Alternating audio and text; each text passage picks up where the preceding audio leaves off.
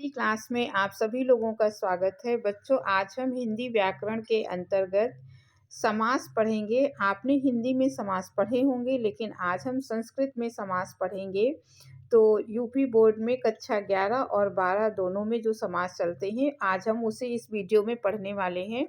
तो बच्चों, आप इस वीडियो को आखिरी तक ज़रूर देखिएगा ताकि आपको समास अच्छे से समझ में आ जाए। और अगर आप इस तरह के और भी नए-नए वीडियो पाना चाहते हैं, तो आप चैनल को सब्सक्राइब ज़रूर कर लीजिएगा। आपके लिए लगातार ऐसे वीडियो बनते रहेंगे और वो आप तक पहुंचते रहेंगे। अब हम इसकी परिभाषा देख लेते हैं। दो या दो से अधिक शब्दों या पदों के संक्षिप्त करने से एक नवीन शब्द के निर्माण की प्रक्रिया को समास कहते हैं। सबसे पहले दो से अधिक शब्दों को जोड़कर एक छोटा शब्द जो बनाया जाता है उसे समास कहा जाता है। समास का मतलब है संक्षिप्त करना। जैसे नीलकंठा यस्य सः, देखिए उदाहरण दिया, नीलकंठा यस्य सः माने नीला है कंठ जिसका। अब ये इतना बड़ा है तो इसको किस तरह से करना है, समास बनाना है। इन शब्दों को संक्षिप्त करके एक समस्त पद बनाया जाता है। जैसे नीलकंठा, पूरा ना लिख के कि नीला कंठा यस्य सः, जिसका कंठ नीला है, वो उसको ना कह के हम उसको सीधे नीलकंठा कह देते हैं कि नीला गला वाला, तो वहाँ शिव जी का नाम आ जाता है। तो समास होने पर पदों की विभक्तियों का लोप हो जाता है। जो विभक्तियां हमने पढ़ी हैं, का, के, की और कर्ता ने कर्म को करण से संप्रदान के लिए, ये विभक्तियां आपने छोटे क्लास में पढ़ी हैं। तो वो जो विभक्तियां हैं उनको बीच से हटा देते हैं तो ये समास बन जाता है, छोटा हो जाता है। अब आगे देखिए इसमें क्या कहा गया है। आगे कहा गया है, जब समास हुए पदों का एक शब्द बन जाता है तब विभक्ति लगाकर उसे एक पद बना दिया जाता है, जिसे समस्त पद कहते हैं। समास के नियम से संक्षिप्त हुए शब्द समूह को समस्त पद कहते हैं।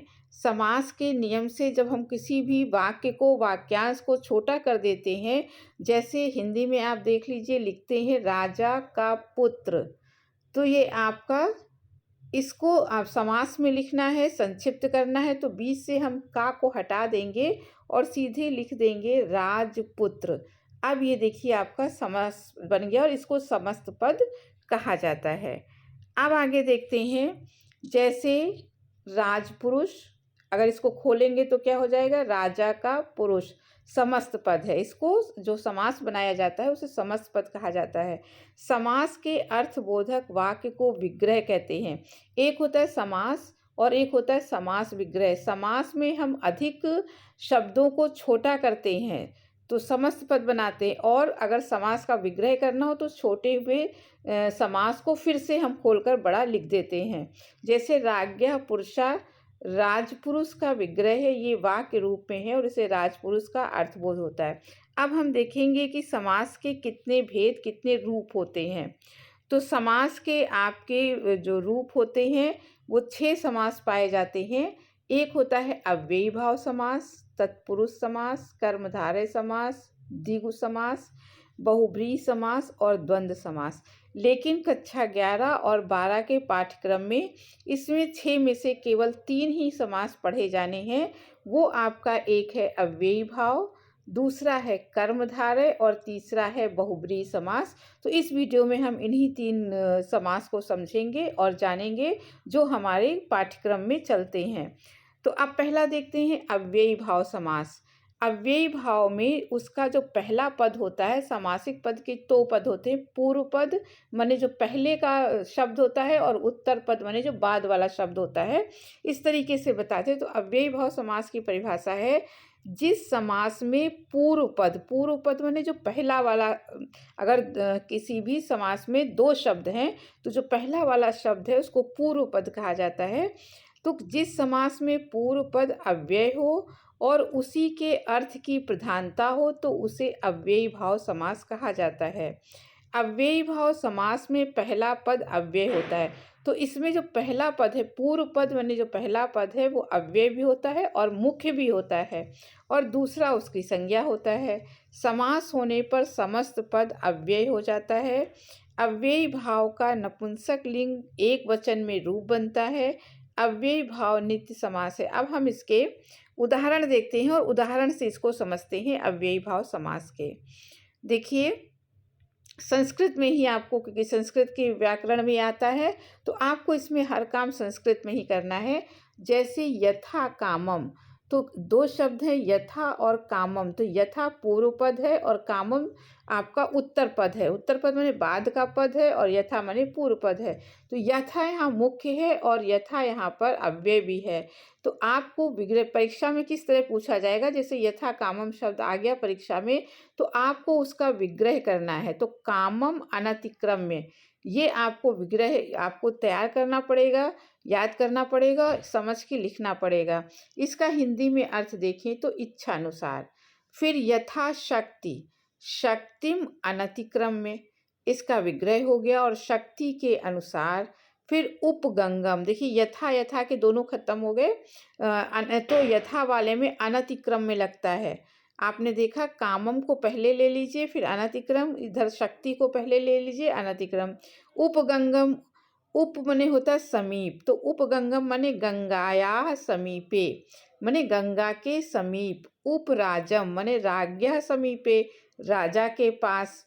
उपकृष्णम, कृष्णस्य समीपे, तो आपको समझ में आ गया होगा कि जहाँ जहाँ उप लगेगा वहाँ समीपे लिखना है और पीछे वाला पहले कर देना है, पहले वाला बाद में समीपे लिखना है। तो कृष्ण समीप, कृष्ण के समीप।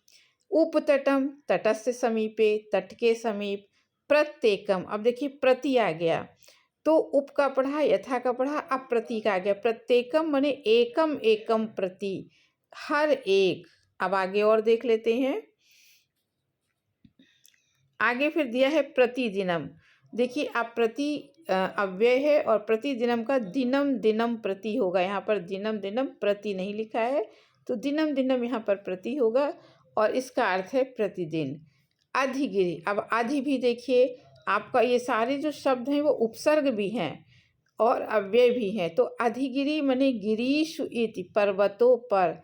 प्रत्यहन अहा अहा प्रतिदिन। अधिहरि हरो इति, हरि के रूप में। अब यहाँ पर आप देखिए, हरि के विषय में। सुमद्रम, मद्रा नाम समृद्धि, मद्र देश की समृद्धि। तो इस तरीके से आप देखेंगे, इसका पहला पद अव्यय होगा और ये देखेंगे तो ये उपसर्ग भी होते हैं। अगर उपसर्ग आगे लगा हुआ है तो आपको ये वाले शब्द पूछे जाएंगे परीक्षा में। आपको इस तरह का विग्रह करना है और आपको ये बताना है कि ये कौन सा समास है। जैसे उपकृष्णम परीक्षा में आया तो आपको लिखना है कृष्णस्य समीपे और आपको यहाँ पर लिखना है अव्ययी भाव समास, तब आपको पूरे 2 नंबर यहाँ पर मिलेंगे। अब हम अगले समास को देखते हैं। अभी अव्ययी भाव के ही थोड़े और उदाहरण हैं, अब इसको हम लोग देख लेते हैं किस तरीके से ये शुरू हुए हैं। निर्मशकम मने मशका नाम अभावः, मच्छरों से वियुक्त। अति, अति भी आपका उत्सर्ग है। अति हितम, हिमस्य अत्यंत, जाड़े की समाप्ति। अति निद्रा मने निद्रा संप्रति न युज्यते, निद्रा के अनुपयुक्त काल में। अनुरूपम, अनु देखिए आपका आ गया अव्यय है। रूपस योग्यम, अनुरूपम रूपस योग्यम, रूप के योग्य। अनुविष्णु, ये पूछा जाता है कई बार, विष्णु पश्चात, विष्णु के पीछे। अनु माने होता है पीछे। अनुदिनम माने दिन के पश्चात, तो दिनस्य पश्चात, दिन के बाद।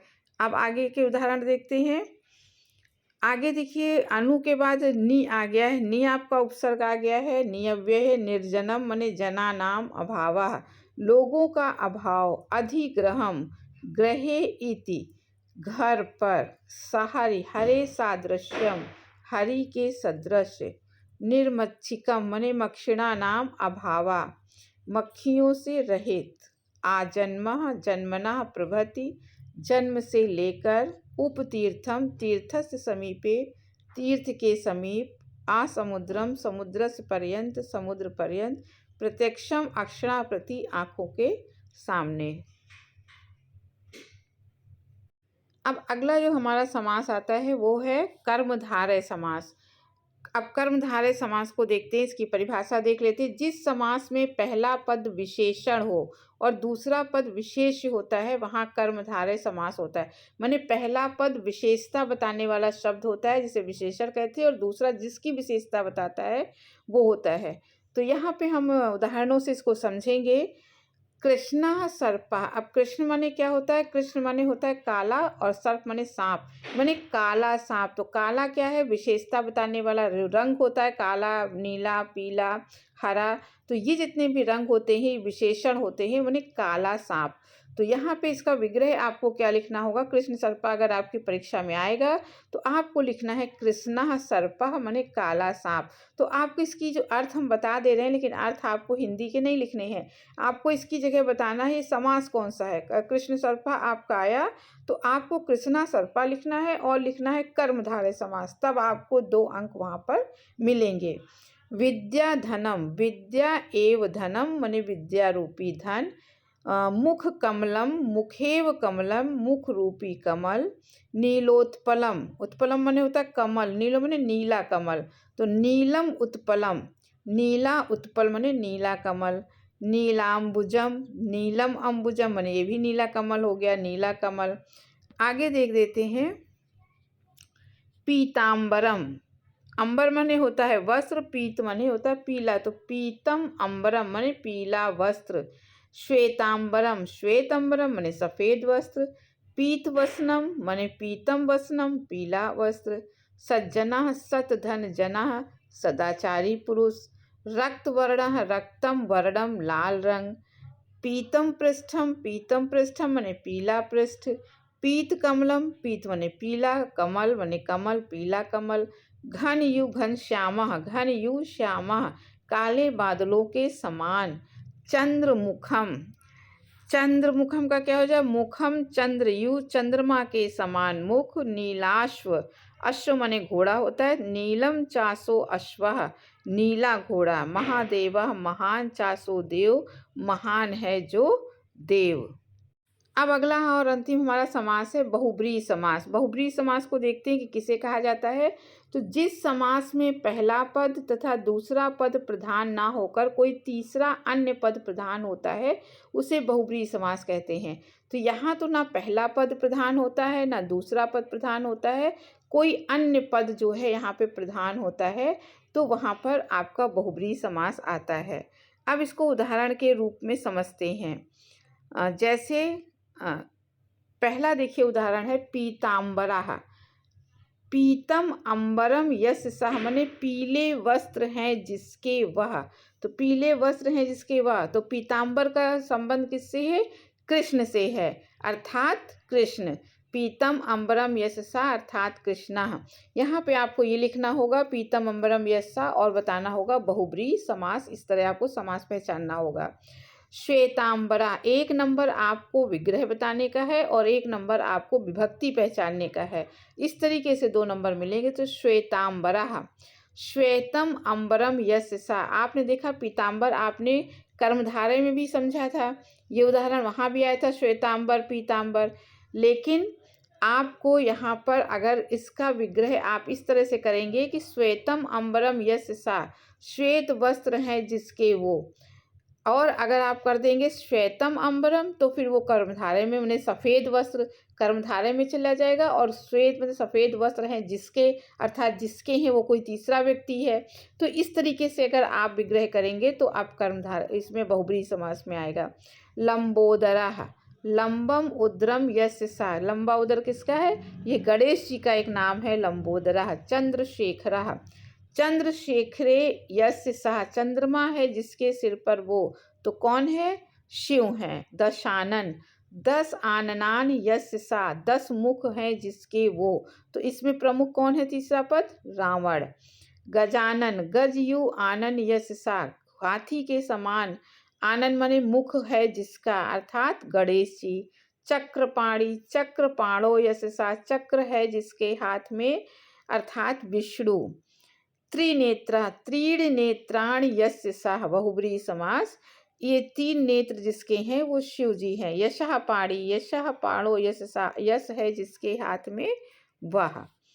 अगला आप देखिए यशोधनः। यशः धनः यशसा, यश है धन जिसका वो। नीलकंठः, नीलः कंठः यस्य सा, माने नीला कंठ है जिसका, अर्थात शिव जी। मीनाक्षी, मीन यू अक्षिणी यस्य सा, मीन माने मछली के समान आंखें हैं जिसकी। जितेंद्रिय, जितान इंद्रियाण एन सा, जीत ली है इंद्रिया जिसने वो। लंबकेशी, लंबान केशान यस्या सा, लंबे केस हैं जिसके। महाबाहु, महानतो बाहु यस्य सा, महान बाहु है जिसकी। वो मतलब वो कौन है, वो कोई तीसरा व्यक्ति है। चतुरानन, चत्वारः आननान यस्य सा, चार मुख हैं जिसके। वो कौन है, ब्रह्मा है। दृढ़ प्रतिज्ञा, दृढ़ा प्रतिज्ञा यस्य सा, दृढ़ प्रतिज्ञा है जिसकी वह। और आगे है लब्ध प्रतिष्ठा, लब्धा प्रतिष्ठा ऐसा, जिसके द्वारा प्रतिष्ठा लब्ध हो। तो बच्चों आपने ये तीनों डिटेल में पढ़ लिए हैं, उदाहरण भी देख लिए हैं। आपका अव्ययी भाव, कर्मधारय समास और बहुब्रीहि समास, ये 3 समास ही आपके कोर्स में है। तो आप इसको 2-3 बार अच्छी तरह से पढ़ लीजिए, आपको तैयार हो जाएगा। और परीक्षा में जिस भी प्रकार का पूछा जाएगा, आपको बताया है कि समास का विग्रह करना है और समास का नाम बताना है। इससे आपको 2 नंबर मिल जाएंगे। तो अब इस वीडियो को यहीं समाप्त करती हूँ। आपको अगर ये अच्छा लगा हो तो चैनल को सब्सक्राइब कीजिएगा, लाइक कीजिएगा, अधिक से अधिक शेयर कीजिएगा। अब अगले वीडियो में फिर किसी टॉपिक के साथ मिलेंगे, तब तक के लिए धन्यवाद।